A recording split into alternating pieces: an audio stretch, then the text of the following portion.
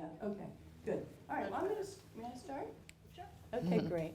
So most of you in this room probably have read a bit about Evelyn, if not seen her on a lot of television. But she has an extraordinary career over 3 decades, spanning very high levels on the Hill with the Supreme Command. It's called the Supreme Allied Command. Yes, In Europe. Europe. Mm-hmm. And It's the NATO command. The NATO command in Europe, which you've done a lot with. And, you know, even she's a professor. She was a professor at the, right? Yes. For the Marine Corps. Marine Corps Command at Staff College. I mean, a very wide breadth of experience and also wisdom. And that's why we invited you here, because we're going to cut to the questions quickly. I know Evelyn just came back from the region and has very fresh views on an ever-changing landscape, but also there is just so much misinformation about Russia, and so much Russia misinformation that I think we're going to clarify a lot tonight. So, without further ado, please tell us what the scariest thing is right now. I think the scariest thing right now is that we still have Vladimir Putin sitting in the Kremlin, feeling emboldened. He just had I'm sure as all of you saw, a kind of election. I'm putting up my fingers with quotations because it was not a real election by any stretch of the imagination in terms of what we think of as a free and fair election. But he was re-elected. You know, they went through a sham election, and he declared himself, you know, overwhelmingly the winner. And he clamped down tremendously on the opposition. In the run-up to the election, I was at the Munich Security Conference when, sadly, we got the news that Putin had basically murdered his biggest opposition figure. And since then, he's continued to clamp down, not just in ways that we see, but in ways that the Russians can perceive, but we can't see, which is to say that they're clamping down on the internet. In Russia, so the opposition and the Russian people, their only access to real free information is through the internet, which is being slowly squelched by Putin. So the scariest thing is that he's still in the Kremlin. He's feeling emboldened, although I would say, and this is a contradictory thing, because at the same time an autocrat can seem really strong, he can also appear really weak. So he had the sham election, he's clamped down on the public, but let's not forget that it was less than a year ago when a military force marched on Moscow saying they were going to not overturn the government, but basically kick out the Minister of Defense and the head of the armed forces. So that was less than a year ago.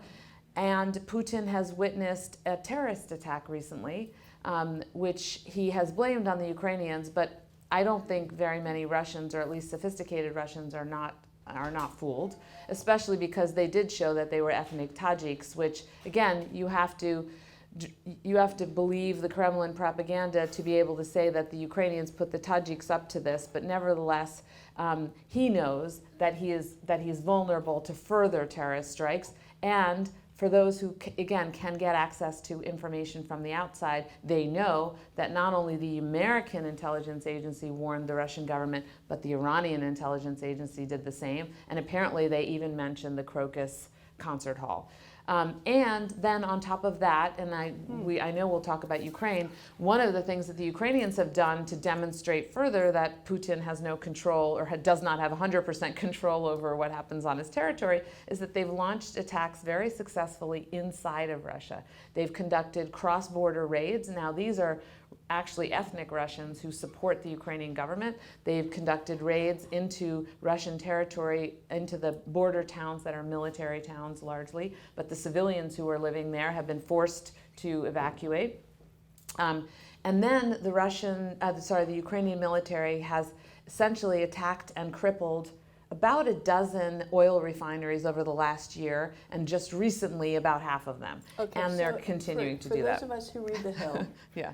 we had an incredibly succinct and interesting piece about Russia really not winning this war, that Ukraine is winning this war, and it's winning this war because it has to, and because it also has the support of Europe, which should be and is very frightened, and that we should be too, and we're, went into the politics of this.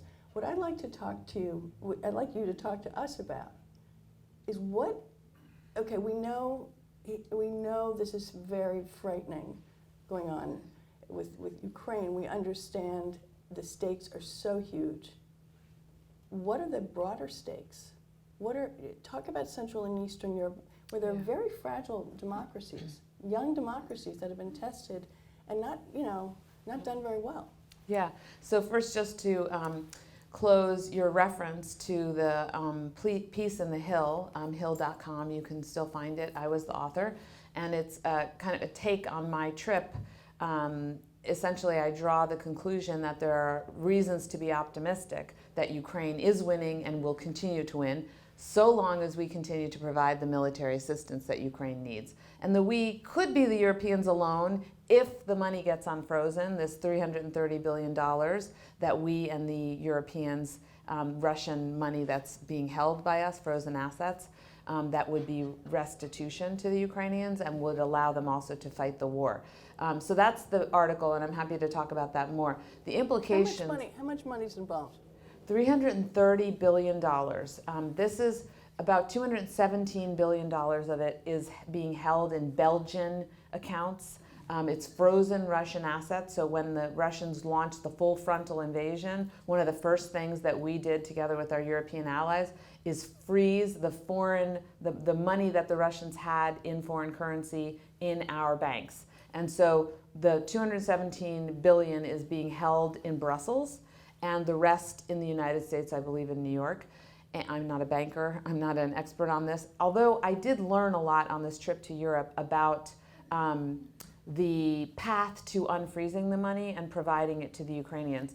And I'm encouraged also because not only are the Europeans talking about unfreezing and giving the Ukrainians access to the interest on that money because it's continuing to gain interest, and they're leaning forward on that. They're very much ready to do that. But there's a lot of behind the scenes conversation about unfreezing the actual larger chunk of money, which would be game changing for Ukraine. And there really are no legal impediments to doing it.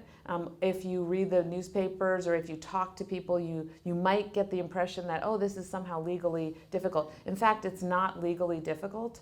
The difficulty is that if they start spending this money in Ukraine, so they start providing a mechanism to give the money to the Ukrainian government has a very well thought out process for providing restitution, and then obviously also spending the money on military weaponry if they need to. Stop a second. Yeah, I know it's a long. We can go down every one of these holes.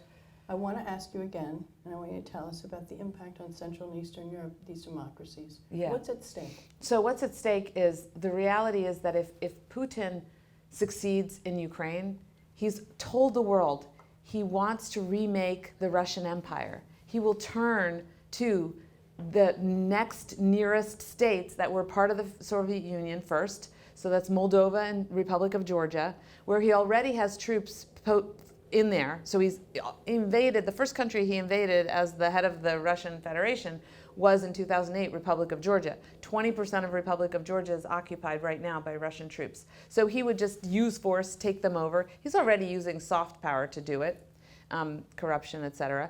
And he would do the same in Moldova, where the government has been really trying to stand up to Putin. But there they also have several thousand troops in a breakaway province that they caused to break away. After that, he would go after NATO nations, and that's where it becomes much more dangerous for the United States. We want to defeat Putin now in Ukraine so he doesn't do something to trigger Article 5 so that we have to defend our NATO allies, and then all of a sudden we're in war with Russia. But how vulnerable are these NATO members, and they're new NATO members, and they're new democracies? How vulnerable? I can't even talk tonight. Yeah. But you know what I mean. Yeah. I mean, look, on the one hand, they're vulnerable to an attack by Putin. because Putin can use little green men. He can send them across the border and pretend they're ethnic, Russians having a scuffle with the government in Estonia, and he can try to make it seem like it's not an all-out attack, but he can invade. He can essentially violate their sovereignty. On the other hand, they're not that weak because they are members of NATO, and so all of these other countries, there are 30 plus nations who are now members of NATO. And I lost count because we added Sweden and Finland recently, but all of these countries are committed to going to the rescue of whoever is invaded by or otherwise has their sovereignty violated by Vladimir Putin. So it doesn't have to be physical invasion, it could also be a cyber attack, although they all have to decide that it is an attack. So it's up to Putin, who has absolutely prohibited Ukraine's joining NATO. And behind us is all of the Ukrainian landscape painted by a fellow who came to us a few years ago who said, I am frantically trying to capture the landscape before it's obliterated. And here are my favorite landscapes. This is the river, this is the dam, this is the big dam that they blew up and also blew up an entire river. But anyway, it's Yaroslav Leonets. He's the landscape painter, and he's really quite special. It's Zaporizhzhia, where the nuclear facility That's is. exactly right. That's true, Zaporizhzhia. Yeah. Yep. So, and then he said, since he sent them to us, they were obliterated. So NATO doesn't have the option because Putin won't allow, because of the whole geopolitical. What's going to happen if we continue to drag our feet in the United States Congress with aid, and what is the wherewithal for Ukraine? I mean, first of all, the Ukrainians rather, expect a renewed offensive by the Russians in the spring or the summer.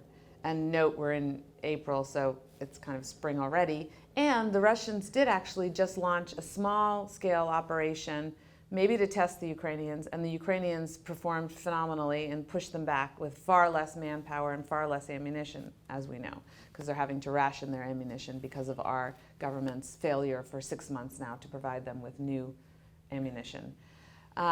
So the Russians will be emboldened. They will launch another invasion. But there is a danger that Putin will overplay his hand. He needs to show a victory, even though he can get access to manpower basically by paying people to fight. About 65%, we learned this in Ukraine, about 65% of the Russians who have been drafted to fight are paid conscripts, paid contract fighters.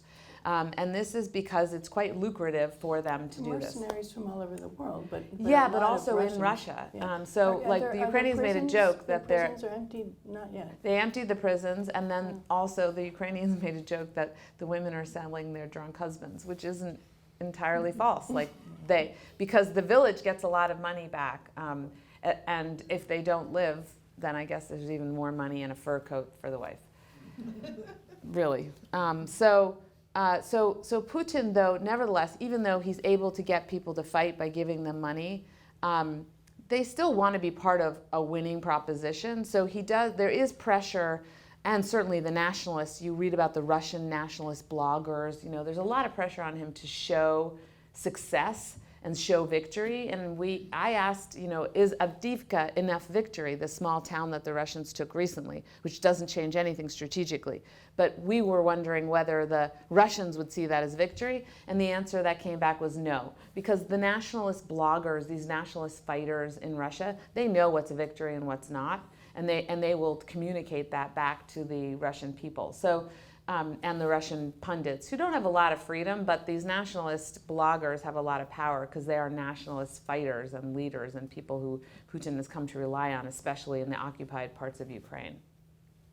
We're going to jump quickly because we started a bit late, and we're going to get to all kinds of anything you want to talk about soon. But I want to talk I want you to talk about Russia's reach into the United States political arena, and the impact that, pardon, I didn't want to pop that P, the impact that this is having on what is a very precious process.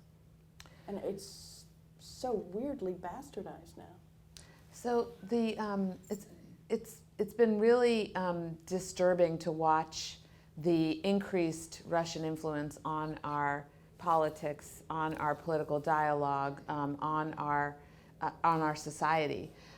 In 2016, when this first came to the fore, in the context of the campaign, the campaign and the election contest between then candidate Trump and candidate Clinton, I was alarmed because I saw that the Russians were basically funneling money into the Trump campaign, and this was all laid out also in the Mueller report by our government and also by the House and Senate Intelligence Committees who got together and did a report, a bipartisan report on what Russia had done to influence our elections and our society.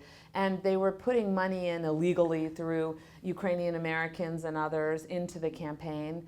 Most disturbingly, though, were all these meetings that the Trump campaign officials were having with Russians. Paul Manafort, who was the campaign manager for Trump, had an ongoing, decades-long relationship with a man who was an intelligence operative and is probably still an intelligence operative today. He apparently gave data on polling data to this man who likely gave it to the Kremlin. The Russians were also... Was it like a jump start in getting access and intruding? It probably gave the Russians better information to target us, and that's the part I was about to get to, indirectly through Facebook, through all the social media. So they knew from this data. They knew from the data, go after the people in Wisconsin and Michigan and these zip codes. And the whole thing about Hillary Clinton being ill, that was a Russian operation. You might remember some of the things on Facebook. They had fake demonstrations. They had a fake secessionist movement for Texas and California. Evelyn, the swing states were oddly targeted because, obviously, they were oddly targeted and heavily infiltrated. And there's like serious data on both sides of the aisle. Yeah, and I want to bring it up to date because you didn't ask about 2016. It's continued, and not only that, but other governments are copying Russia. You know, China, North Korea, Iran, to a lesser extent. But although China is still heavily focused on spying, which we can, open your computer, not your newspaper, and you can read about it. But the Russians have continued with the all of this social media, influence, the money influence, the corruption, the attempt to convince Europeans to go back to business as usual, the escalation fear. In these so-called swing states, frontline states, whatever you want to call them, they the state houses are almost to the state radicalized. So it's pulled these states very, very, very much to the right. And that was done with a lot of grassroots work. I know Sarasota very well, and I know the intrusion from what's that guy, Michael Flynn? Yeah, really sad. But I mean we have a lot of nefarious stuff happening there that should not happen anywhere. But it's targeted because it's viewed as something that needs to be changed, that needs to be radicalized, and I don't think that's just, I don't think I'm a conspiracy theorist. We've had enough of Russia for 5 years now. I think they have a lot to do with what's going on with our social change in the past 5-10 years. Well, the other thing is that, so what changed from 2016 to now, and I say this in the Hill piece, because I'm saying that Ukraine is winning, and Ukraine will continue to win if we give Ukraine the weapons. The Kremlin is saying Ukraine is losing. And guess who else is saying Ukraine is losing? All the right-wing people in Congress who are opposed to any kind of assistance to Ukraine. So what's scary now is that the Kremlin talking points are the ones that our politicians are using.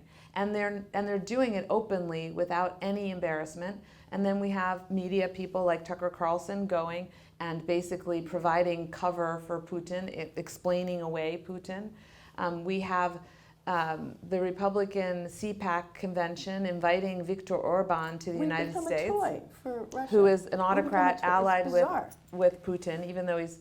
All right, I'm going to longer story, I'm shutting but us down and opening you up. Sir, Yeah, so, hold on. Recently, Your name. oh, Eddie Eiches.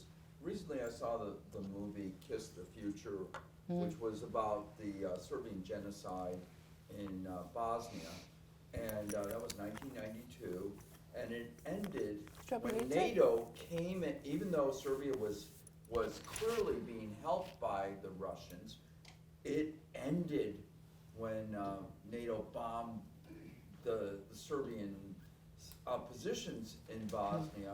And I'm wondering, and I actually talked to the Ukrainian ambassador recently about the film Kiss the Future, and I just wonder, why can't we do this, at least destroy that bridge connecting Crimea? I mean, at least do that, because that was one of Putin's, quote, great accomplishments, the incredible long bridge, which we know, like the Key Bridge, can go down pretty quickly if we hit the right places. Right. So Eddie, your question is a good question. I actually served in Bosnia in 1996 with the first wave of civilians who went in after the war ended. At the time, Russia was actually very weak. So Russia wanted to do more to help Serbia, and we were actually lucky, in a sense, that Russia was more or less on our side, but as you said, not exactly. Not until Kosovo were they much more emboldened. I will say, though, that we essentially made a decision that we had to draw a line, and if the Serbs continued to pound innocent civilians, NATO would use its power to stop the Serbs, and we did. We were not afraid of a war with Serbia. The French and the Brits take issue with the timing of the United States response. Well, yes, I take issue with it too. I mean, we should have been involved militarily much earlier. But there were people like Colin Powell, who I respect, and he's no longer with us, but I respect his resume, his accomplishments, but he was actually wrong on this. He said that there's no way we can stand up to Yugoslavia or actually to Serbia, because Yugoslavia was a formidable foe during World War II, and we should not even try. And he published articles, unfortunately, while he was a sitting chairman, opposing our intervention in Bosnia using military assistance, or even just kind of taking a neutral stance, which is to say allowing the Bosnians and Croats to get access to weaponry. Eventually, he lost that fight. But coming up to the future, coming up to today. This woman is deeply, deeply in the weeds of the most complicated conflict. Too much detail. I've covered conflict, post-conflict. I tried to do my whole career. I was there when you were there. I was there when you were there. Your understanding, your distillation of these issues is fantastic. Well, thank you, Amy. It's amazing. Thank you. It's amazing. So coming up to the modern day, though, so now we have a nuclear Russia who is actively engaged. They started the war against Ukraine. So our government, understandably, has to be more careful this time around. I do think they have been too careful, too cautious. The answer to your question, the easy way to achieve what you would like to achieve, and I agree with you with that objective, and not get in a direct war with Russia, is to provide the long-range artillery that the Ukrainians need and know can hit the bridge. Why? Because the British and the French already provided what's called the Storm Shadow artillery weapon, and the British provided a lot of it because the Ukrainians have been using that to basically clear out a maritime corridor. They now have access to the Black Sea and beyond now because of those missiles. If we gave them our ATACMS, that's an acronym for, don't even make me say it, but it's too in the weeds, but a longer range version than what we've given them so far, they could take out that bridge. And I am hopeful that in the next package of assistance, once Congress approves it, I don't know. once Congress approves it, that we will quietly, without telegraphing it ahead of time to the Russians, take that bridge out, because it's a resupply route. It's a military resupply route. Good question. Moving to the next. Thank you. Yes, sir, Robbie. How are you? Rob Edwards, Jr., I'm Alvin Clark, investment banker. On the Sunday shows, there were all of a sudden Republican congressmen who now said, we're going to make the president Ukrainians the weapons they need. We disagree with the president. He hasn't been strong enough on Ukraine. Are we to believe any of that? Well, there are Republican members of Congress who agree with my perspective that we should have been providing more assistance faster Right. and better military equipment, so more lethal, earlier. So I think that it's correct. I mean, I'm trying to think. Lindsey Graham, for all of his contradictions, because he just he ruined the last best chance. However, he's been on the record all along saying we should have provided more weaponry. Senator McConnell, most of the traditional Republican senators, and then also members of the House. But can I get, Amy, can I ask? Of course. You know I love to talk. Amy and I go way back. Okay, so, are they ever going to get an F-16 jet, ever? So they are going to get them. And what does that mean, getting F-16s?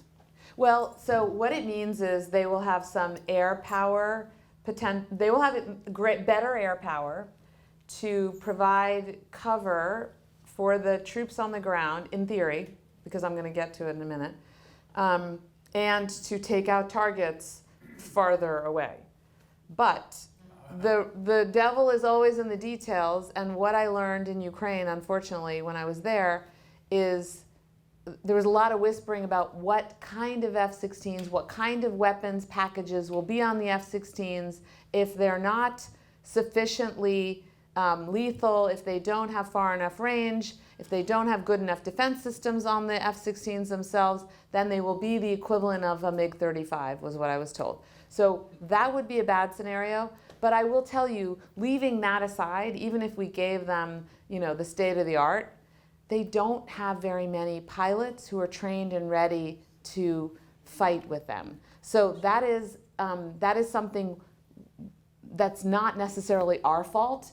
I mean, yes, we could have started earlier, training them earlier. Maybe there'd be some more pilots. But the reality is they need every pilot they have in the fight right now. They have been training them already. But again, it's you train you have to have one group in fighting, one group, well, I probably don't have a group resting, which is what we do in the US, and then another group training, and maybe no one resting. We had a conversation here, I don't know how many months ago, is an attack on Ukraine, an attack on democracy. And we had Natalie Jaresko, who was the finance minister of Ukraine, and we had Jim Steinberg, who is at SAIS, runs School of Advanced International Studies at Hopkins. And they had a lot to say about the stakes then. I think it's far more serious now, especially if it's bad enough if we're in a holding pattern, but if we're really at risk of not supplying, then what? So it goes beyond, sometimes I'll go on TV and I'll start with like Europe, Russia, and I'll say, I'm going to bring you around the world. And then we talk about Middle East and we talk about China. And I'll just bring you right to China because I already explained the ramifications for Europe and for the United States that we could get into a war with Russia if we don't stop Russia and Ukraine. But at the same time, we have bad guys, Iranians, but I'll leave the Middle East out for a moment, but I'm happy to talk about the Middle East because I've been doing it all the time on TV. But China's watching, and China really does intend to retake Taiwan, ideally, peacefully. But if Xi thinks that we have no political will, he may feel emboldened, and he may feel emboldened to take some political action that we would not like, and then maybe some military action. So we need to show the other autocrats like Xi, like the Iranian government, like the North Korean leader, who is very unfettered. I mean, he doesn't have any opposition internally. And really, if you look at these regimes, the strongest one in terms of having no opposition is North Korea, and they are a fully armed nuclear state. The other ones, Russia, as I mentioned, brittle, internal, there's a possibility for a regime change at some point, or at least a change away from Putin. In Iran, same kind of thing. There could be a change somehow because there's sufficient opposition. They just aren't organized and they don't know how to take control because you would need to use military force probably. And then China, also there's a lot of weaknesses internally. You never know. But again, you need some military force, meaning military probably coup or military supporting whatever you're doing. Who's We that? saw Who in has a Hong question? Kong. So ultimately, there's a lot at stake here. Ukraine cannot be allowed to lose because Russia will be emboldened, China will be emboldened. It will make the world much more dangerous. We have to get back to the United States, but Sophia? Could you comment on the Russian anti-satellite weapon and how some are discussing it and describing it as a Sputnik moment for outer space trading? Okay, I just want to repeat that. What was the name of the satellite? So she's asking Good. about the You got it. Russian, their idea of putting a nuclear weapon into space and how this could be a Sputnik moment in the sense that they're getting ahead of us and other nations in the space arms race because the Russians were the first to put a man into outer space, and that was a shock to our political system. Could this be a shock to our political system? I mean, I don't think it's quite like Sputnik because I don't know. There's so many differences between society today and then. And the reality is we could probably technologically do what they are proposing to do. So in that sense, I don't know that we're behind per se, but it's alarming. We don't want the nuclearization of outer space. It's bad enough that it's already pretty much weaponized because you have anti-satellite technologies. Basically, you have satellites that can take out other satellites. You have lasers and things of that nature. The Chinese and the Russians are very aggressive in space already. And now we have other actors in space that are not aggressive, but again, it's becoming more competitive. Other actors, India, Japan, and of course the Europeans. So Just the idea of Yeah. the nuclearization of space. Well, Putin says, we're going to just put nuclear power out there. But again, Russia is weaker than we are, and certainly the United States plus all of its allies. And it's the NATO allies plus our Asian allies. And if you take all these allies together, and Israel, you take all these allies together, you end up with a formidable conventional force that Russia cannot defeat. And where Russia has an advantage is in these asymmetric areas, in cyber, although we're still stronger, I'm told by our cyber experts. And then also in the nuclear realm, they are competitive with the United States. And if they decide they want to put nukes into space and they do it before us, then that does give them some kind of advantage. And I say before us, we don't want to go bring nukes into space, but unfortunately, if you can't prevent them from doing it, it becomes really hard not to do it because deterrence is basically the madness of telling the bad guy that you're going to do what he's threatening to do. You're going to do to him what he's threatening to do to you, even though it's completely insane. And it is madness, really madness. Who's got a question, madam? Hi, I wanted Name, to ask name. Kara, so it was nice to meet you. I wanted to ask about the elections and about the Russian interference in elections, and now obviously China and the others that Amy mentioned. What have, in these 4 years, what have we done to be able to counter this? Like what is I know that we're hearing all about deep fakes and AI and all these things. Do you have, since you just came from there and I know you're in parts of a lot of these circles, what have you heard about what we have in terms of our arsenal and being able to counter? Yeah, I mean, some of it is really raising awareness, Cara. So I run the McCain Institute. We have a task force on kind of disinformation, which is domestically focused. Let's back up and just, what is the McCain Institute? Okay, so the McCain Institute is a nonprofit. It was founded by the friends and family of the late senator while he was still alive in order to essentially promote his legacy. So essentially motivated by the legacy of the late senator and his family, we defend democracy, we like to say boldly, human rights, and human dignity. What does that mean in practice? We work on democracy, and that's for fighting for individuals as well as frontline states like Ukraine. We have human rights programs, which is everything from fighting forced labor and human trafficking to providing small stipends to human rights defenders, people who are fleeing countries and want to keep fighting for whatever it is they were fighting for in their home country. And then the last area is the global leadership programs to create more John McCains all around the world. So in our democracy program, unfortunately, we had to create a domestic component in 2018. We didn't have that before. The senator was actually alive, and he was worried about what was happening in his state. He said, you guys have to encourage people to vote, encourage people to be civically minded. And we are under the umbrella of Arizona State University, so we have a really good tie back to a kind of civic community, a young community of students, and then beyond. So what we have done with this task force, we're actually rolling it out next week, the findings of the task force. And ultimately, it comes down to education, having smarter consumers of news, not believing everything you read on the internet, reading more from journalists that you know, and frankly, supporting local journalism, being a more skeptical consumer. And that, of course, starts at the youngest age possible. Finland has the best program when it comes to combating disinformation, and of course they're mostly focused on Russia, though probably to some extent China as well. And they just learn in the classroom right away at the very young age how to read news, how to understand, okay, what are the sources for this news? What motives might these sources have? Are there objective sources? If there are no objective sources, well, what are their motives? And then how can you kind of see if there's an overlap?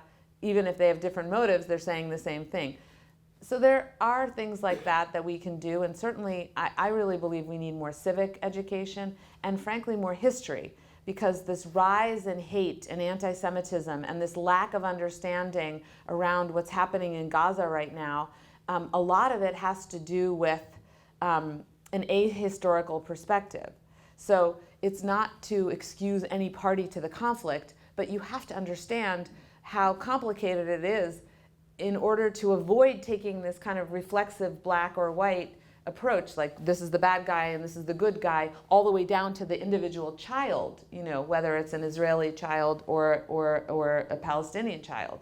I do think a lot of it's education. It is also leadership. We have leaders who are rewarded for being polarizing. How? By fundraising campaigns, by money. And then also these outside influences who stoke the polarization, including foreign governments. You ran for office. Why? I did. Why?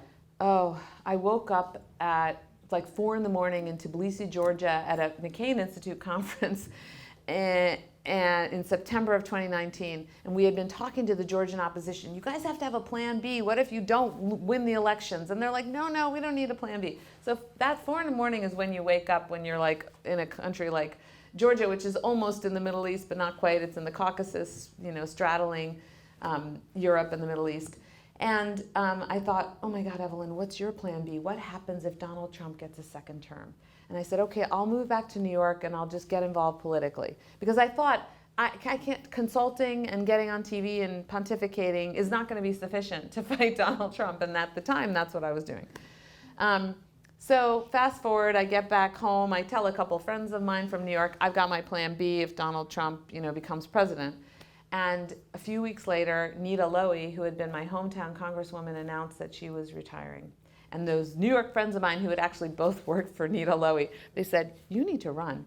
And then I went and talked to some people, and eventually people in Westchester, my home district, and they convinced me to run. I felt like it was the biggest thing I could do to fight back against Trump, because I knew how the House of Representatives works. I know how Congress works. I know the people. I know the senior staffers. I could go in there on day one and fight him. But I lost the primary, which ended up being a good thing, because I ended up coming back to DC, getting married, and running the McCain Institute. Thank you for that answer. Sir. Hi, my name's Jim Williams. Thanks for being with us tonight and sharing. I've been thinking about how best to ask this. Sharing your perspective completely about Ukraine and the need for us to help Ukraine and the dangers if we don't. How do you have you found a way, and if so, what is it, or is there one, to talk to the people who do not want to be persuaded this likely leads us to having to defend Lithuania, let's say, much like God forbid Poland, if we don't do anything now. So one of the things I think we're learning is that people who don't want to be persuaded, it's very hard to persuade them. There are people who just say, this is my person, you know, Trump or whomever, and I'm just going to follow their lead, period, including people in Congress who say that. So they abdicate their power and influence, they give it to this guy, instead of doing what they should do for their constituents, which is educating themselves and making a decision based on what they hear from their constituents and what they've learned. And real leadership is also teaching your constituents so they can support your evolving position. So I don't know that you can really get to all those people, but there are some arguments that work with people who are fence sitters or who haven't taken time to consider what the ramifications of inaction or inability to provide the next round of funding might be. And you know, so you can either scare them, like I've done here, because I'm Hungarian American. My parents fled communist Hungary. I know firsthand, first of all, what it's like to live under a different system of government, because we visited my grandparents and I spent summers in communist Hungary. So I know what that's like. But also I know from my parents how things can change at the drop of a hat, and all of a sudden there's a war, and all of a sudden you're a refugee. People don't understand that because they don't know very many people, maybe, who have experienced that. And then, so you can try to explain, and you can try to use the kind of fear, because I have a kind of built-in fear that things could get worse, right? And that's probably why I did well at the Pentagon, because at the Pentagon, you are paid to think about the worst case scenario. Like, that's it. Like, no one can tell you, oh, you're being too doom and gloom. Well, sorry, that's my job. You know, the State Department or someone else can give you the optimistic perspective. So that's one way. The other way is you can appeal to their self-interest. So the AEI, the American Enterprise Institute, a conservative think tank, we have a lot of friends at the McCain Institute. We collaborate with them. We're in full agreement on Ukraine. Not necessarily, we don't get involved in partisan domestic debates, but on Ukraine and foreign policy, we're on the same page because they're very much engagement focused. They did a whole report where they called out members of Congress for not supporting aid to Ukraine, even though workers in their districts and in their states were benefiting because we're making weaponry for the Ukrainians or to replenish American or European stocks that have gone already to Ukraine. So there is that argument that you can basically say it's good for your workers, it's good for your community, it's good for your corporations. Do people listen to that? Some of them do. I mean, certainly I don't think they like being called out, you know, J.D. Vance, but then J.D. Vance comes up with some other, you know, argument to dismiss the concern. Mm-hmm. Yeah. Beth Mendelson. Yeah, I have a question for Evelyn. Just, you know, in terms of getting the message about Ukraine to Americans, it seems like people, you know, the average American does not really seem to understand it, in my estimation. I've watched 20 Days in Mariupol. I'm a journalist. I've been to Warsaw. I've seen the refugees. I see what's going on there, and, you know, the horrific conditions, and the women and children have been fleeing.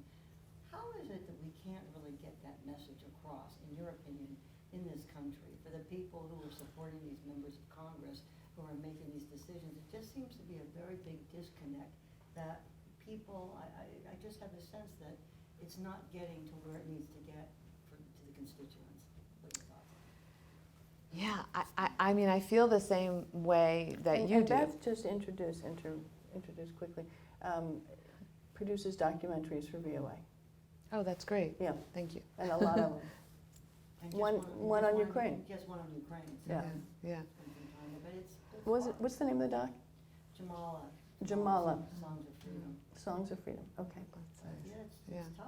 Yeah. It's a tough situation. I talk to people all the time, and oh, we'll call you back. We're in the bomb shelter. We can't. You know, it's rough. Yeah, it's really rough. I have been calling for a long time for the president to make a speech about what's at stake and why this is so important. He's now in the election campaign mode, So I don't know if it's as effective coming from him, because again, everyone will see it through a partisan lens because we're in the campaign season. I had wished that he would do it earlier. And I also think you need a really charismatic person to convey how human this is. And I don't know that there's anyone, like I haven't seen anyone else do that. I think we need maybe people outside of government who can be more persuasive. Well, Jose Andres, I think, is, Jose would be, Andres is great. okay. Sir, Hank Sims, I have a question for you about where you started your conversation, triggering Article 5, which, and I'm curious about your opinion about this, because I'm concerned that it wouldn't get triggered even with an attack on a NATO country for two reasons. Trump has already said publicly he might not honor Article 5. And also you've got Erdogan and Orban. Erdogan's already accepted the S-100 missile system. Both vehemently fought against, for quite a long time, Finland and Sweden joining NATO. Given that it has to be unanimous, do you think Article 5 actually would get triggered in the event of an attack, most likely on the Baltics? Right. I think it's a good question. I do think at the end of the day, Article 5 would get triggered, or, you know, almost everyone would go to the military defense of Estonia, Poland, you name it, whatever country. So if they can't get Article 5 fast enough, it will be almost like Article 5. You'll have every country, you know, except maybe Turkey, or not Turkey even, because I think Turkey would, maybe Hungary. And Hungary doesn't like to be the only man left out, so they may actually come along because they don't also want to have something over their airspace. So I think if it's taking too long, the Article 5 consultations, then they may just start helping. I know that the American plans for an attack against a NATO nation don't actually require Article 5. I mean, we can make a political decision, and we have our own military plans that support NATO plans. So this is my Supreme Allied Commander, NATO. Yeah. He was also the head of the U.S. European Command. So the head of the U.S. European Command supports the American head of the NATO command. We have our own forces, and we would go in, we wouldn't wait for a political decision if we recognized that this is an attack. what if, And we already have, some trigger forces in some of those states, meaning military forces who can respond very quickly, NATO forces, to include Americans. what if Putin took his time but really dismembered the various democratic institutions with, well, what he's done in Hungary, I mean, that relationship. And what if he does that gradually and then assaults? So I didn't mention earlier, because I talked a little bit about the money going into the Trump campaign, but I didn't really talk clearly about the corruption, the economic pressure that Russia has exerted on Europeans, not just Eastern Europeans. And that is a real threat. I mean, I have a relative who just came back from Hungary who said, it's like a mafia state. Like, there's a tax. Everything you do, there's a tax that goes into this pot. And then the government reallocates that money to its political and otherwise supporters, right? Business supporters, maybe. That is how Russia operates, and Russia would love to corrupt all of our states, including our country, by decreasing transparency, by allowing for monies to be moved around to bribe officials.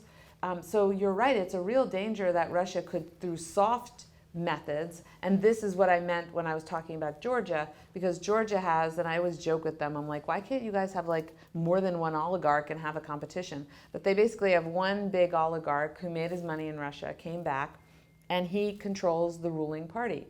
And the system there is very corrupt. All the money is basically goes to those people who are in power. The opposition has very little money, although the Georgian people are, they are determined to have their democracy, so they have gone to the streets multiple times, even during this really difficult time when the Georgian government itself has been increasingly anti-democratic.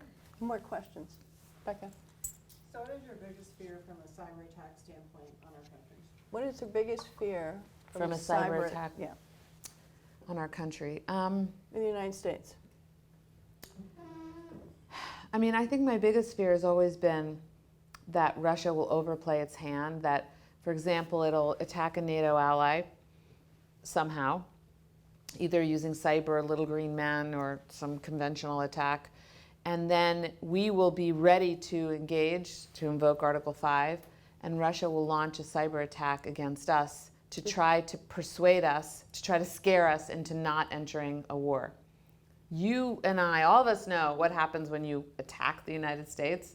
Like, we never say, oh, we better not fight, like Pearl Harbor, 9/11, that's not what happens. And so to me, that's a scary scenario, because I don't think the Russians, the way their military planning is, which I have some insight into given my work in the Pentagon, they just don't seem to take into consideration what our response would be. So I worry about them undertaking some kind of cyber attack that would cause a loss of life, that would be dramatic and shocking enough to us that we might, then be at war with Russia.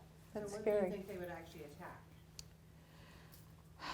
Well, it could, if it's something more minor, the stock market. If it's something more major, we know they have bots, and I know that's crazy that I say that's minor. I'm a government person and we're in DC, not in New York. In New York, I probably would get stoned if I said that. But what's more major is electric. They're already on our electric grids. They're in nuclear power facilities. They're on the water grids. They have these bots that they can activate. So they could take down our infrastructure. And we know that they've kind of experimented with this here and there. We saw them experiment in Ukraine. In 2015, they attacked the electric infrastructure, the energy infrastructure in Ukraine. This was before the full frontal invasion in 2015, after they'd done the Crimea invasion and the war was going on in Donbass. They attacked, I forget where it was exactly, but it involved 250,000 people in Ukraine who lost electricity. And that was a test. Can we do this? And how does the international community on a massive respond? scale. Yeah. Wow. Yeah. We have a question back here, sir. Yeah, thank you, Elton Skandai.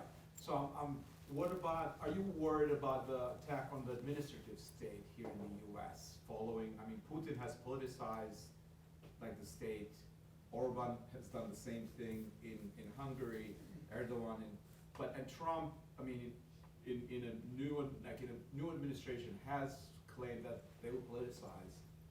Are you concerned I'm sorry, about just that? clarify. What do you mean politicize?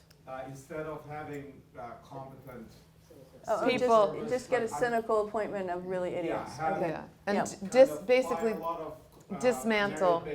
dismantle a lot of the Yeah. state. eliminate the professional, Yeah. patriotic workforce here in Washington, D.C. Yes, I worry about it. And we have at the McCain Institute, Mark Esper, the former Secretary of Defense, on our board, and he has warned that another Trump administration, and he said, categorically he would never vote for Trump again, and he said that another Trump administration will not hire people like him who are patriotic professionals, who hung in there by hook and crook, tried really hard to defend our democracy, and ultimately, I think they did succeed again, but by the skin of their teeth, as we say. I'm using all these cliches, but my father would be proud.